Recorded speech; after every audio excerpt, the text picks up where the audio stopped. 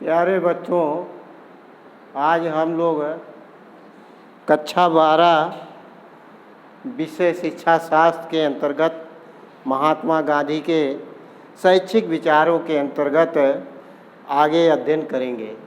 जैसा कि इसके पहले महात्मा गांधी के अनुसार शिक्षा के उद्देश्य क्या है, तो शिक्षा के अर्थ या परिभाषा क्या है, शिक्षण विधियाँ क्या हैं, ये सारी बातें आपको बताई गई थी।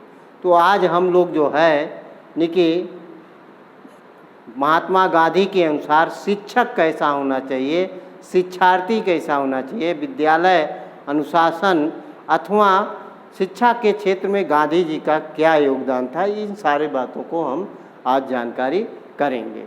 तो पहले शिक्षक, महात्मा गांधी के अनुसार शिक्षक।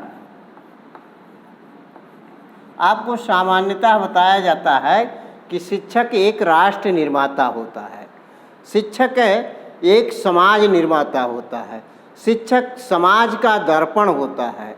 तो ये सारी बातें जो है कि आपको प्रायः बताई जाती है। तो शिक्षक का स्थान कि गांधी के अनुसार कैसा होना चाहिए, तो उन्होंने कि बताया है कि दो बातें बताई हैं कि शिक्षक की कुछ विशेषताएं होनी चाहिए।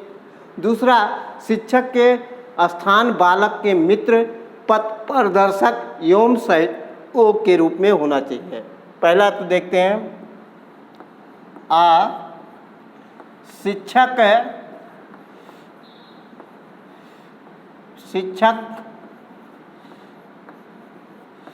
शिक्षक बालक का मित्र पथ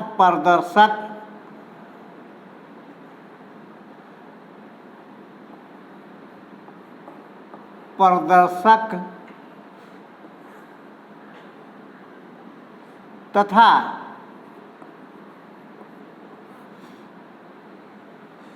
सहयोगकर्ता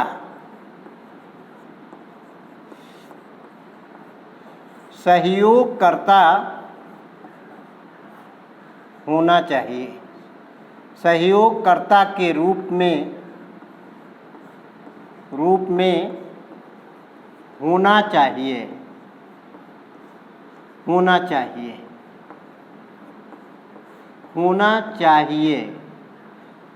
तो ये शिक्षक के पहली।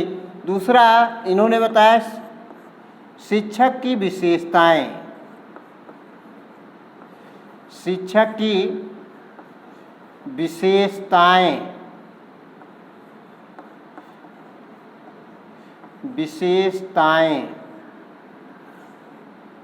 की विशेषताओं में तो पहली बात इन्होंने बताया कि शिक्षक जो महात्मा गांधी के अनुसार जो शिक्षक है, शिक्षक बालक का मित्र के रूप में होना चाहिए अथवा पथ प्रदर्शक के रूप में होना चाहिए तथा सहायक के रूप में कि सहयोगकर्ता के रूप में होना चाहिए। कि सहायक अथवा सहयोगकर्ता के रूप में होना चाहिए। ऐसा महात्मा गांधी के कि विचार थे कि जो वह शिक्षक का जो है ऐसा होना चाहिए। दूसरी, शिक्षक की विशेषताएं कुछ बताया है इन्होंने। जैसे बहुत सारी विशेषताएं शिक्षक के अंतर्गत होती है। चरित्रवान होना चाहिए। दूसरा,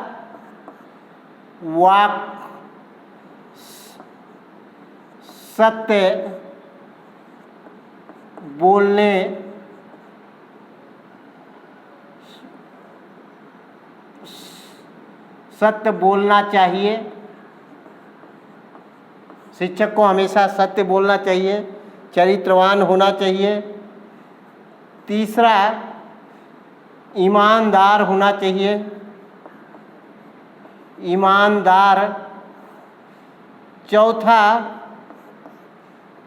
चौथा ईमानदार आदर्शवादी होना चाहिए।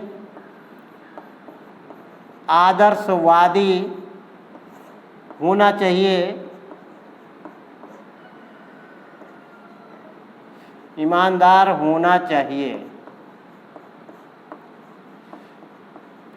होना चाहिए, आदर्शवादी होना चाहिए।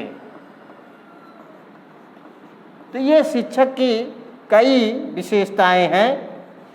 चरित्रवान होना चाहिए, निके शिक्षक है। पांचवा, विनय विनम्रता विनम्रता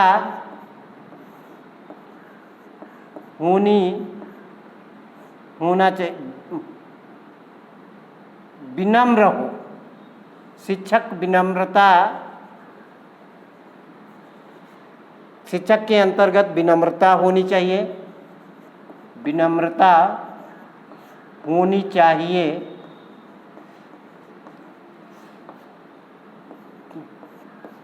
विषय का ज्ञाता होना चाहिए, विषय का ज्ञाता होना चाहिए।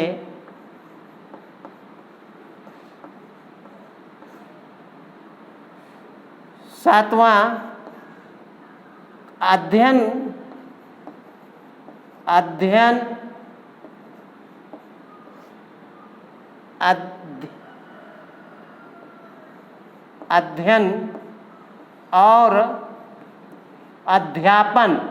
और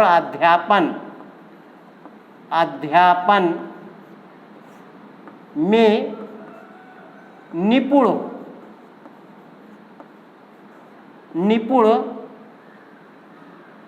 होना चाहिए। इस तरह से शिक्षक के बहुत सारी विशेषताएं हैं जो शिक्षक को जो है कि एक आदर्श शिक्षक के रूप में होना चाहिए। ये एक आदर्श शिक्षक के रूप में जो है कि शिक्षक के अपनी भूमिका का निर्वहन करना चाहिए। निके चरित्रवान होना चाहिए, सत्य बोलने वाला होना चाहिए, ईमानदार होना चाहिए, आदर्शवादी होना चाहिए, विनम्रता होनी चाहिए, विषय का ज्ञाता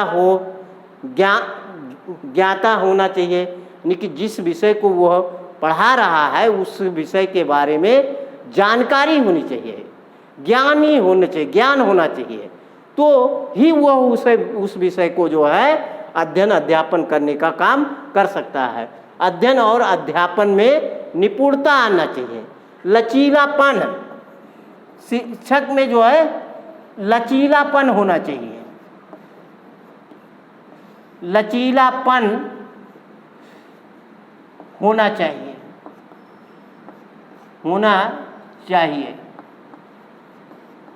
लचीलापन होना चाहिए। तो इस तरह से बहुत सारी विशेषताएं हैं और सारी विशेषताएं हैं। तो ये इन विशेषताओं के रूप में जो है शिक्षक के एक आदर्श शिक्षक के रूप में होना चाहिए। तो ऐसा निकी गांधी जी का मानना था।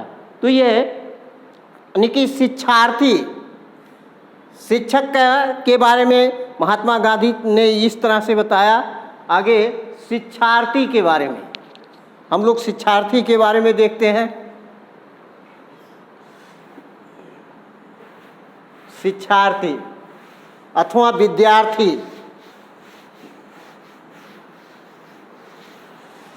विद्यार्थी या शिक्षार्थी।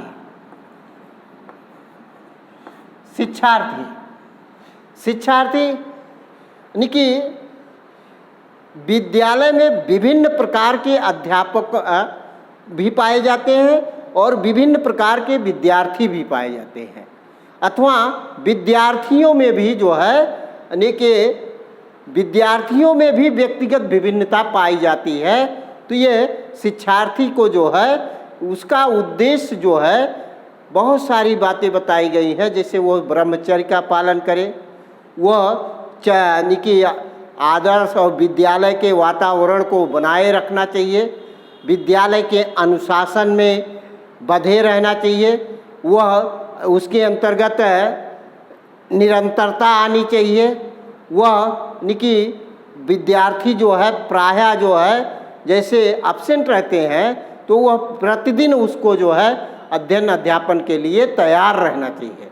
तो इस तरह से शिक्षार्थी के बारे में यानी कि जो है महात्मा गांधी के द्वारा जो है बताया गया। ये आगे हम लोग देखते हैं विद्यालय।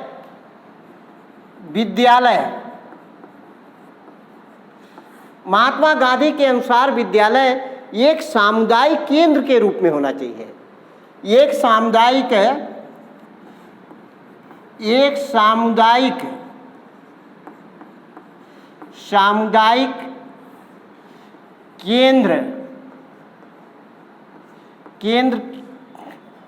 केंद्र के रूप में होना चाहिए। सामुदायिक केंद्र। वैसे ये नहीं लगता कि महात्मा गांधी विद्यालय को प्राकृतिक वातावरण से सुसज्जित रखना चाहते हैं, लेकिन ऐसा नहीं कि जो है वो भवन और मकान से दूर रखना चाहते थे। वह केवल जंगल में शिक्षा देने के समर्थक नहीं थे, बल्कि विद्यालय को हमेशा हरा भरा बनाए रख करके जो है विद्यालय में जाने के बाद विद्यार्थी को और अध्यापक को जो है यानी कि उसकी सारी जो है माहौल वातावरण ऐसा बना दे कि जिससे अध्ययन अध्यापन में वो निपुण होना चाहिए। क्योंकि सामुदायिक केंद्र के रूप में क्यों होना चाहिए? विभिन्न प्रकार के समूहों से जो है विद्यार्थी विद्यालय में आते हैं और विभिन्न प्रकार के समूहों से जो है अध्यापक भी विद्यालय में होते हैं। तो वह एक सामुदायिक, एक कम्युनिटी के रूप में, एक अलग विद्यालय कम्युनिटी के रूप में कहा जाता है विद्यालय एक परिवार है। तो एक परिवार के रूप में जो है विद्यार्थी और अध्यापक और प्रशासनिक अधिकारी सभी को मिल करके एक सामुदायिक रूप में जो है अपना कार्य करना चाहिए। ऐसा निकी महात्मा गांधी के विचार था कि जो विद्यालय इस प्रकार से होना चाहिए। अनुशासन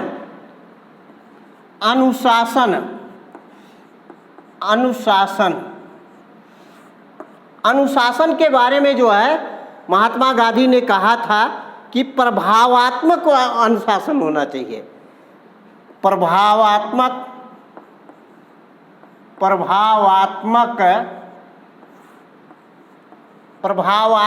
तथा मुक्तियात्मक अनुशासन। मुक्तियात्मक अनुशासन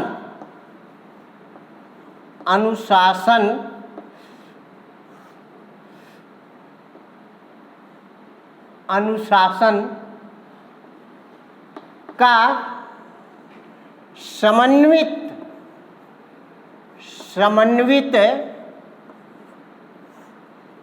स्वरूप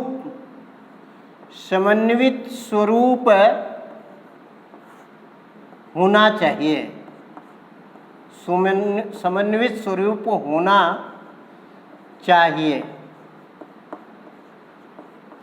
होना चाहिए।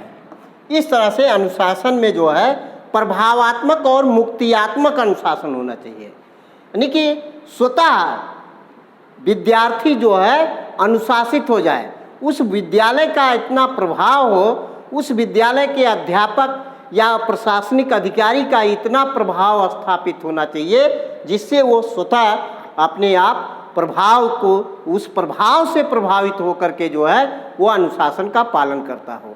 इसी तरह से मुक्तियात्मक, यानी कि चूँकि हम अध्ययन अध्यापन मुक्ति प्राप्त करने के लिए अथवा हमें एक अच्छा जीवन जीने के लिए करते हैं, तो यह अज्ञानता के मुक्ति के लिए जो है मुक्तियात्मक, हमें अज्ञानता से मुक्त होना होगा। ऐसा अपने दिमाग में बना करके जो है अनुशासित ढंग से जो है अध्ययन अध्यापन का कार्य करना होगा। इस तरह से जो है अनुशासन के बारे में उन्होंने बताया है। दूसरा, शिक्षा के क्षेत्र में गांधी जी के योगदान। शिक्षा के क्षेत्र में गांधी जी का योगदान। शिक्षा के क्षेत्र में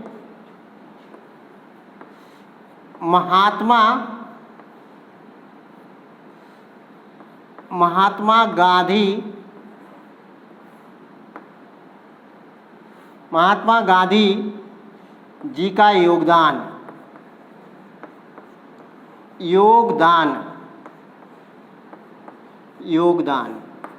देखिए, शिक्षा के क्षेत्र में महात्मा गांधी का क्या योगदान था, तो इन्होंने इसे हम 4 बिंदुओं पर आधारित होकर के अध्ययन करेंगे। पहला, शिक्षा में एक नवीन सिद्धांत व प्रयोग। पहला, शिक्षा में एक नवीन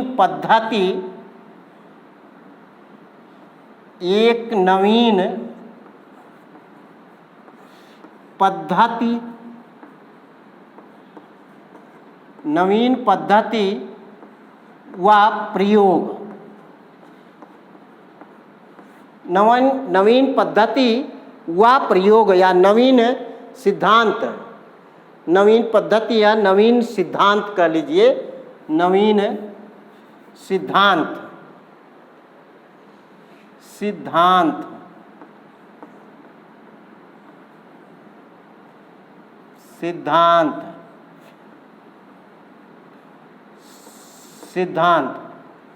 नवीन सिद्धांत व प्रयोग। निकी शिक्षा के क्षेत्र में जो गांधी जी का विचार था, एक तरह से एक नए सिद्धांत के रूप में व एक नए सिद्धांत का प्रयोग हुआ, नए सिद्धांत का उपयोग प्रयोग होने लगा। दूसरा, भारतीय विचारों का प्रभाव, भारतीय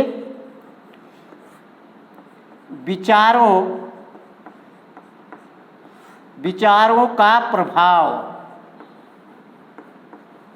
गांधी जी के अनुसार उन्होंने भारतीय विचारकों को जो है, भारतीय महापुरुषों को अध्ययन अध्यापन में शामिल करके, यानी कि गांधी जी के अनुसार भारतीय शिक्षा में भारतीय विचारों का प्रभाव होना चाहिए। तीसरा, उन्होंने राष्ट्रीय शिक्षा में योगदान दिया। राष्ट्रीय शिक्षा में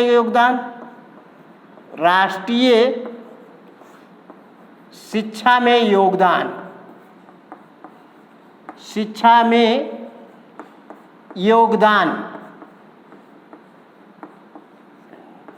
बेसिक शिक्षा प्रणाली पूरी तरह से राष्ट्रीय स्तर पर जो दी जाती है, वह महात्मा गांधी का ही योगदान है। चौथा, जनसाधारण की शिक्षा,